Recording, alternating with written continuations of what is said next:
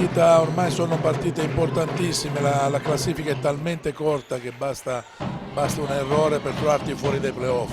Intanto primo gol del Padova, turnover nell'Erice, le giocatrici ancora devono recuperare, bella palla questa volta data dalla Manolovic alla Tarbuk che non sbaglia. Vantaggio per Erice 3-2, attacca il Padova con gioca il tiro e la rete che va a segno di Inghirava.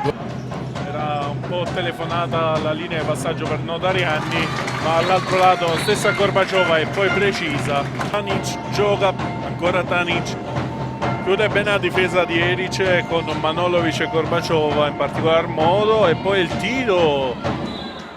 Gran bel gol, dice non è fluido, attacca adesso la Losio, arriva la Gorbaciova, arriva la Manolovic.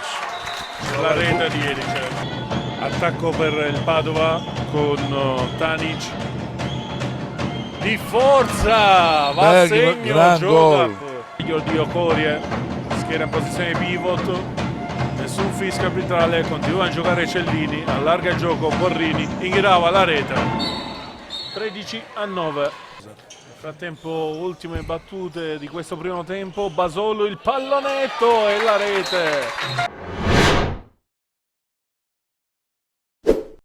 Diretta ma prendono lo sfondo. Notariani, bella rete. Brava la Notariani.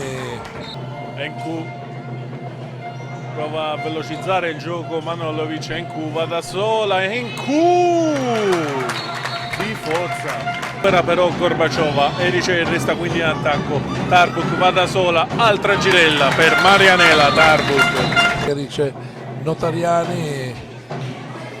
Cambio per Erice, fuori per in casa, dentro Tarbuk, velocizza Erice, Notariani serve Tarbuk. Per andare a cercare di bloccare la giocatrice che stava tagliando. Bel gol intanto. Attacco per Cellini con una giocatrice in più, ribaltamento per Lara e la rete. Bella azione del Cellini.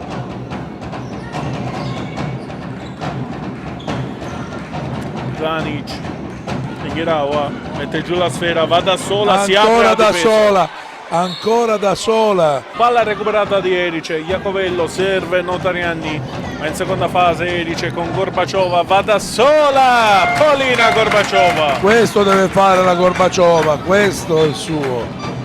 Tanic, è servita il pivot, nessun fallo di Gorbaciova, palla recuperata per Erice, corre Losio ed è la rete di Giulia Losio.